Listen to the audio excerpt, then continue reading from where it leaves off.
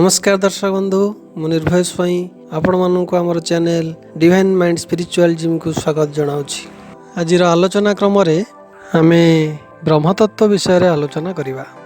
आम जाना मु किए ये जो मु शब्दटी आम उच्चारण करूँ आमको जदि जी पचारे आम परिचय निजको देखे कहू जे मु जने डाक्तर मु जने इंजीनियर मु जने टीचर एमती संबोधन करूँ तेरे सतरे कौन ये शरीरटा हूँ मु आउ कि अच्छी तेरे आसतु यही गूढ़ रहस्यर सत्यता को उन्मोचन करवा जानिबा मु किए।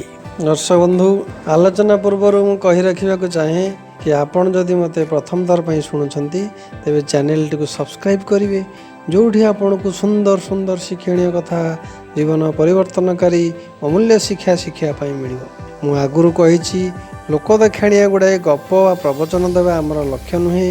युक्तियुक्त तथ्य सहित युक्तियुक्त व्याख्या सहित समाजर अंधविश्वास और कुसंस्कार को दूर करी आपण पाखरे सत्यर उपस्थापन करवा होची आम चैनल लक्ष्य। तेणु एबे आसंतु जानिबा आम निजर प्रकृत परिचय कौन बा मु किए मु कौन ए शरीर न आ किछि। दर्शक बंधु मनीष जन्म हेबा परे आमर एही शरीरर उपयुक्त परिचय पाई आमर गोटे नामकरण करा जाय थाए जहाद्वारा ये संसार रे आमको गोटे परिचय मिली थाए। साधारणतः आम भावु ये शरीरटा हूँ मु जदि आमको कहीं आमर परिचय मागे आम ये शरीरटा को देखाई कहू मु हूँ mister Ram mister Gopal mister Hari इत्यादि बा किए कहे मु जड़े शिक्षक मु जड़े डाक्तर मु जड़े इंजीनियर एमती आम निजर परिचय दे था। आमर ये शरीर पांचटी अवस्था दे गति करें सेगुड़िक है शैशव किशोर यौवन प्रौढ़ और वार्धक्य। तो यही वार्धक्य अवस्था शरीर तार जराजीर्ण हो जाए यही वार्धक्य अवस्था तार मृत्यु घटे। तेणु जितेबाला गोटे मनीषर मृत्यु घटे जितेबाला आमर परिवार वर्ग और बंधु बांधव ताकू घेरी जाई दुखरे विलाप करती। किए कहे ए बापा चलीगले किए कहे पति चलीगले किए कहे अजा चलीगले एमती समस्ते निज निजर संपर्क अनुसार विलाप कर लगती।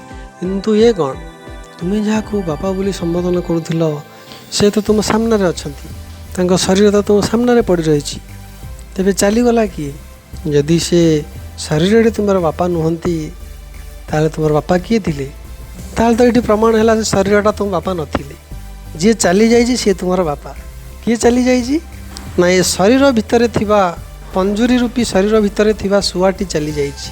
आमर शरीर जदि ये पंजुरी हुए गोटे पंजुरी हुए ता भितर थिबा शुआटी उड़ी पड़े ये शुआटी किए ना सी हूँ आत्मा एनर्जी जो एनर्जी ये शरीर भितर थिला बेले आम शरीरटा चलप्रचल करुला से आम कथा शुणुले और आम सब किसी करें जितेबाला से एनर्जी से आत्माटी से शरीर चलीगला से शरीरटा जड़ हो गला।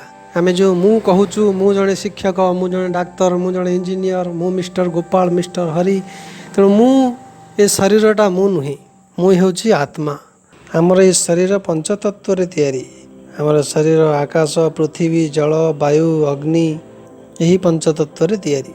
आमर जिते मृत्यु हो जाए आमर शरीर को जाली दिया जाए पोड़ी दिया जाए जहाद्वारा आम शरीर पृथ्वी तत्व और जल तत्व नष्ट हो जाए आउ रहिला आकाश तत्व वायु तत्व और अग्नि तत्व यही तीन तत्व को नहीं आमर सूक्ष्म शरीर होता है जहाँ देहरे आत्मा वास करे ये सूक्ष्म शरीर रे आत्मा वास करे। आमर मृत्यु पर शरीर नष्ट हो जाइथिले मध्य आमर आत्मा सूक्ष्म शरीर रे विराजमान करिथाए। आत्मा हेउछि अविनाशी यार जन्म नहीं कि मृत्यु नहीं यह केवल गोटे घटरू आउ गोटे घट को जाइथाए। भगवान श्रीकृष्ण गीतारे कहउचंती नैनं छिन्दन्ति शस्त्राणि नैनं दहति पावकः न चैनं क्लेदयन्तापो न शोषयति मारुतः।